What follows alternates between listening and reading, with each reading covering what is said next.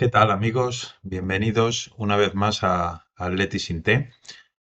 En este vídeo la intención es comentar un poquito la jornada de Champions, no solo del Atleti, sino también del otro equipo español que compite actualmente en los 16avos de final. Quería empezar primero con una reflexión no solamente de estos dos clubes, sino también referente a todo el fútbol español actualmente. Mi opinión, ¿eh? Yo pienso que la temporada pasada y esta, sobre todo, se está notando un claro retroceso en la competitividad de la Liga Española, de los equipos de la Liga Española en las competiciones europeas. Cuando nosotros en los años 70, 80, incluso principios de los 90, salíamos por Europa, éramos casi siempre en todas las competiciones arrasados por equipos alemanes. Muy pocas veces ganábamos a equipos ingleses. Los equipos belgas eran un tormento. El Anderlecht tuvo una época que fue un tormento. Por eso aquel famoso partido en el que Butragueño se consagra metiéndole 6 al Anderlecht fue una excepción, ¿no? Porque era un equipo muy bueno. Los equipos italianos eran inalcanzables. Es decir, nosotros éramos una nación que no competíamos bien en las competiciones europeas.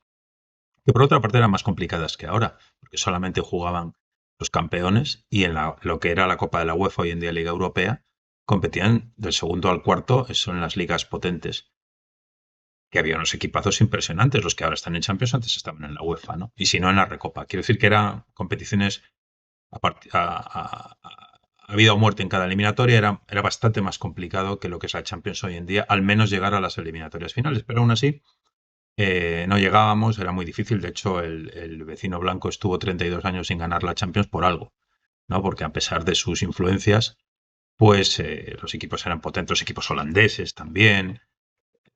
Generalmente seríamos perdedores.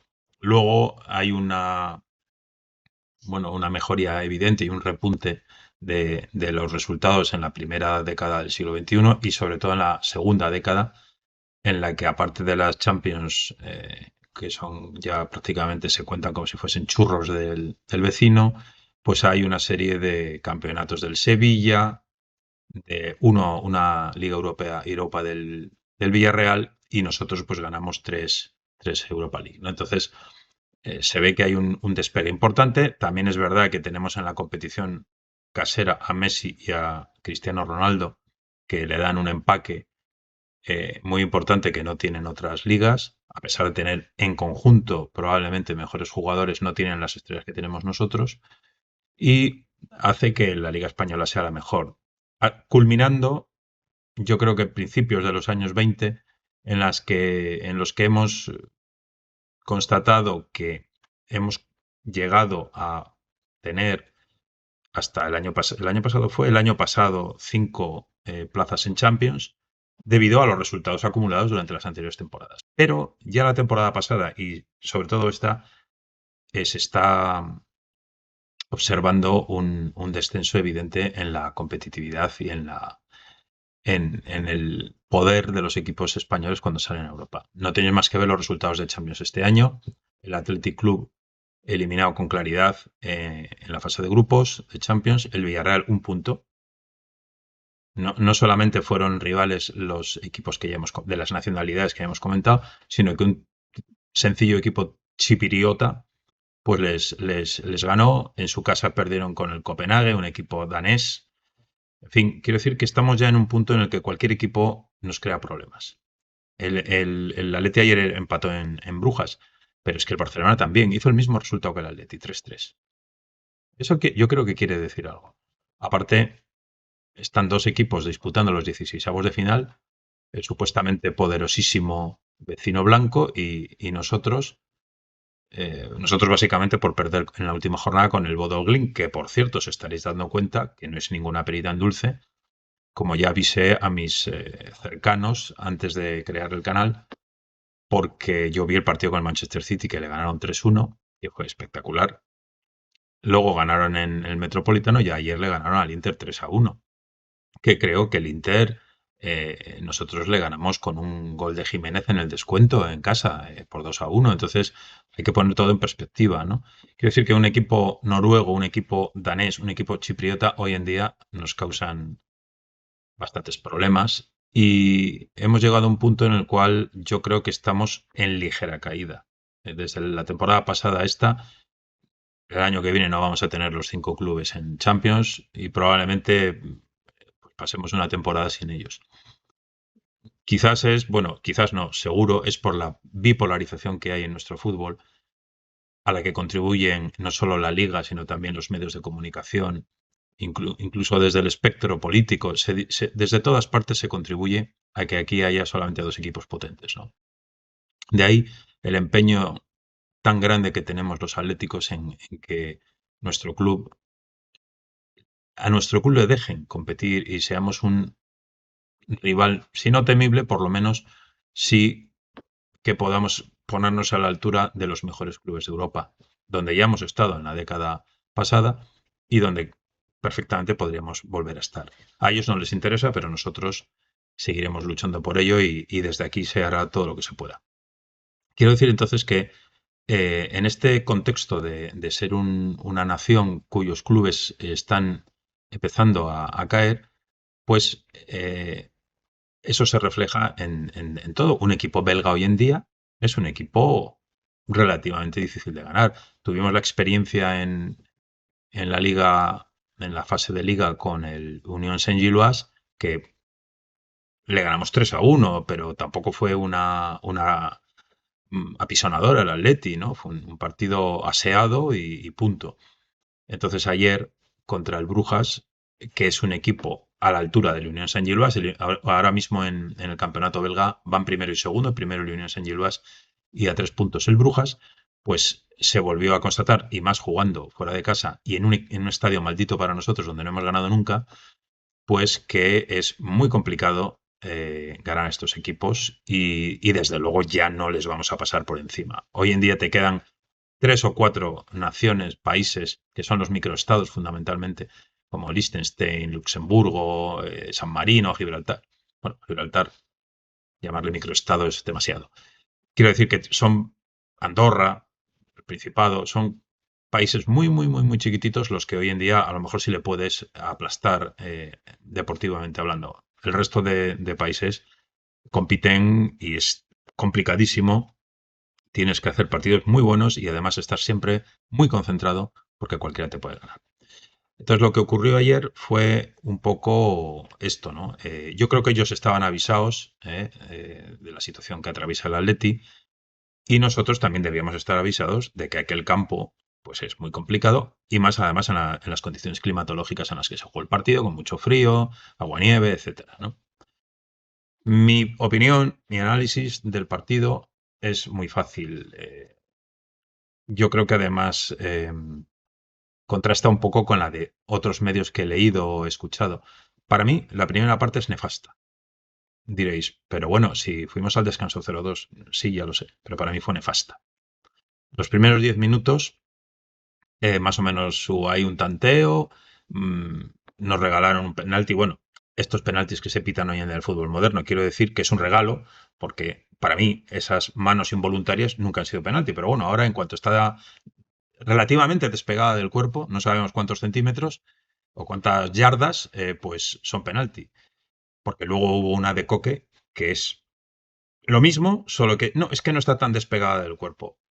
Realmente ya no sé qué es, qué no es, creo que os pasa a todos, pero para mí en el fútbol que yo mamé cuando era joven, eso no era penalti porque es una mano claramente involuntaria, pero bueno, lo pitan, nos lo regalan, nos ponemos 0-1, pero luego, sobre todo del minuto 10 al 30, esos 20 minutos son desastrosos. El Brujas nos pasa por encima, Oblak saca un par de ocasiones que son más bien de disparos lejanos, pero que son ocasiones, y luego la banda derecha es un auténtico coladero. Estaréis conmigo que lo de Juliano y Molina fue absolutamente lamentable durante todo el partido, sin que desde el banquillo la persona que dirige técnicamente al equipo tuviese la menor reacción, el menor tipo de reacción. Más allá de corretear constantemente por el área técnica, yo no vi que hiciera ninguna modificación táctica a lo largo del partido. Y así nos fue. Quiero decir que luego, a partir del minuto 30 de la primera parte, sí que hay un poquito de igualdad, de equilibrio, que culmina con ese gol a balón parado en el minuto de descuento.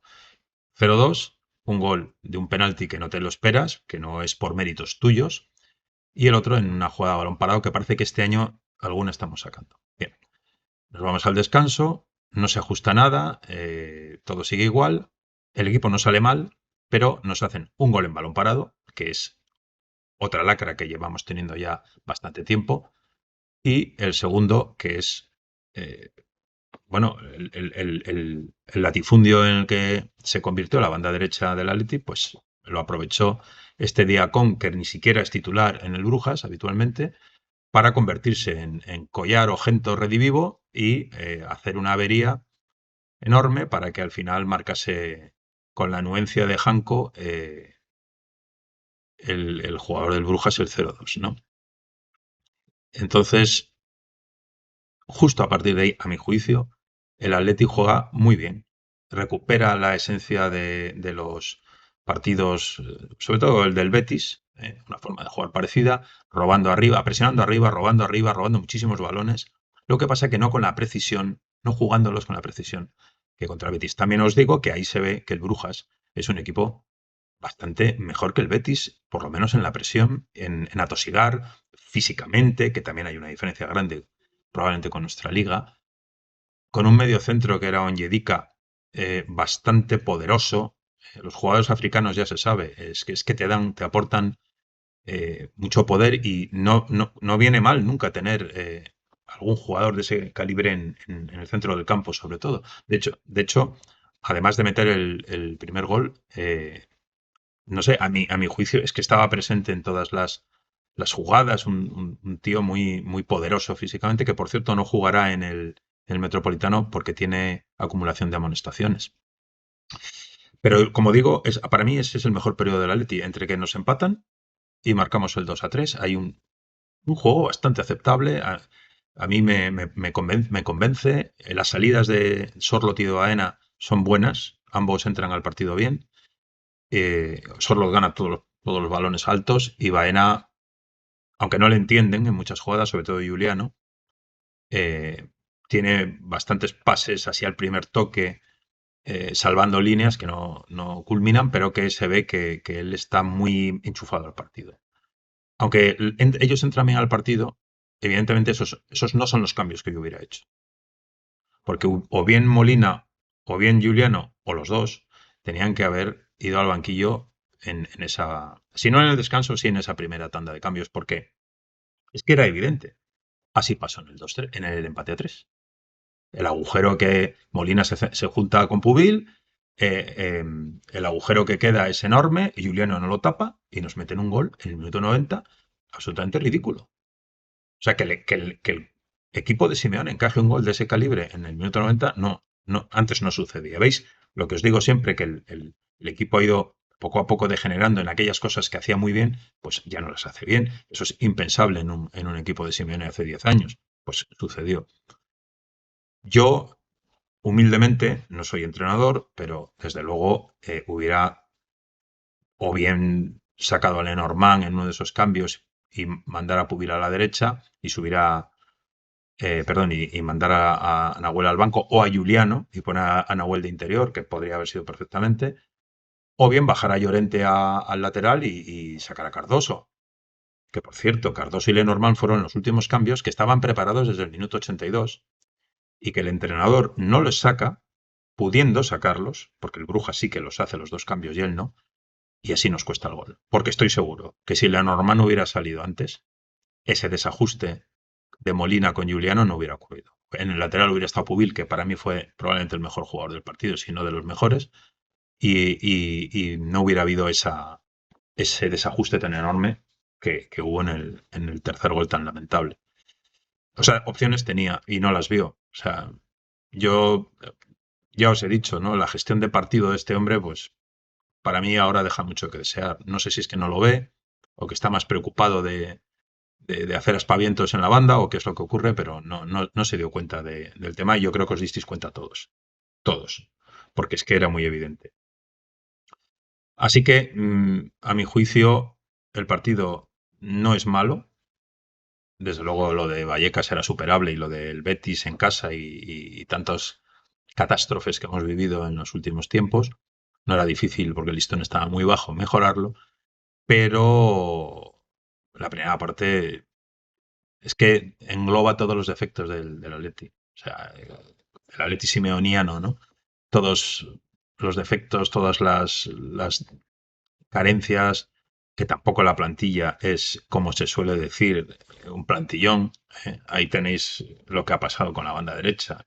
En fin, quiero decir que hay muchas discrepancias con la propiedad, con eso de que tenemos plantilla para ganar la liga. En fin, bueno, si ya hablaremos un día, si queréis, jugador por jugador y tal, pero vamos, creo que queda bien evidente cada partido en que hay jugadores que bajan muchísimo el nivel. Y luego no quería cerrar la jornada de Champions, porque dijimos que íbamos a comentarla, sin hablar del espectáculo denigrante que dio el equipo de los enfermeros en Lisboa.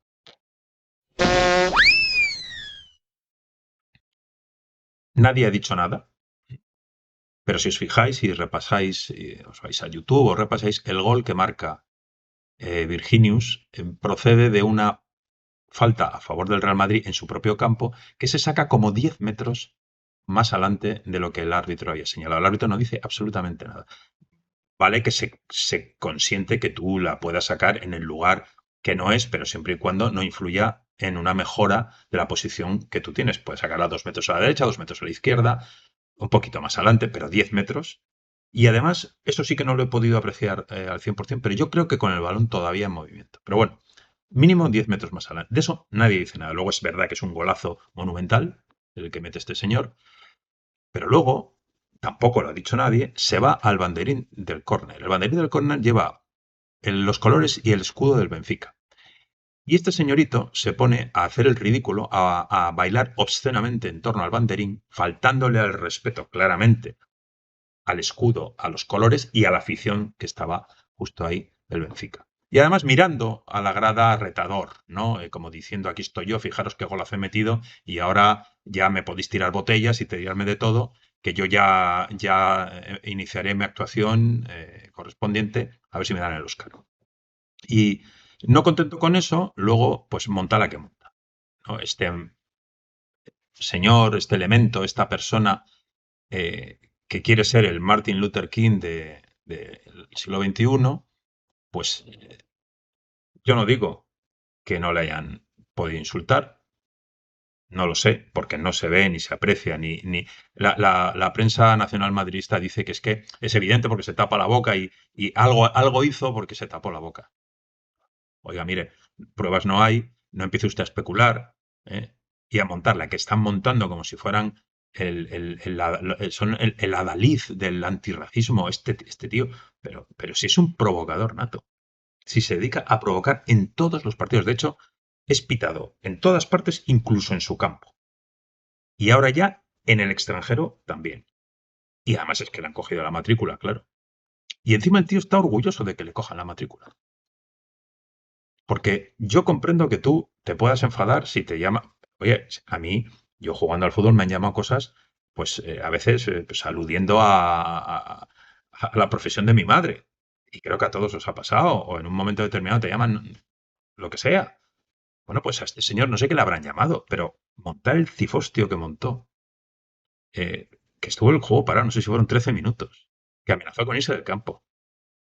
En fin, yo soy el primero que me avergüenzo si veo a un tío en el campo haciendo pues, movimientos simiescos o el ruido del mono, o yo qué sé. Mucho más pues los que les tiran plátanos y tal. Me parece ridículo. Y a estas alturas estemos con esa.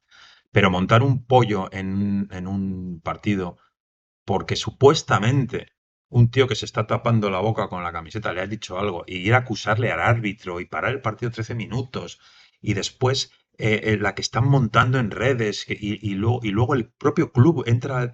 Pero si hace 2 días le estabais pitando en el Bernabéu como nunca se ha pitado a ningún jugador. ¿De qué me estáis hablando? Si es un tipo despreciable, una persona que hace el fútbol mucho peor, porque está constantemente provocando al contrario a las aficiones rivales. Yo he visto a ese jugador, a más de un equipo, hacerle el signo de a segunda. O sea, eso combina la falta de respeto con la prepotencia absoluta, que tampoco me extraña, dado el club en el que juega, ¿no? Entonces, las ofensas a equipos que están los pobres en las últimas posiciones de la liga. Da igual. O sea, encima, digamos que está abusando de su posición de poderoso con equipos que, pobrecitos, ya quisieran ellos tener un jugador de los que tiene ese equipo en su plantilla. Y el señor mártir este todavía se permite el lujo de salir a autoerigirse en el adalid del antirracismo y de la defensa de las personas que no son de color blanco. Yo, de verdad, no sé si será una visión mía, pero me parece absolutamente lamentable. Es un tío que yo creo que es despreciable, que yo desde luego jamás le querría en mi equipo, creo que vosotros tampoco, afortunadamente no lo está. Y a mí me gustaría no erradicar solamente las actitudes racistas en los partidos, sino erradicar las actitudes que tiene este tío en los partidos. Porque es vomitivo. Bueno, lo que le armó a su entrenador, consentido por su florentineza, no solo consentido, sino apoyado. De hecho, mirad dónde está el entrenador anterior del Real Madrid.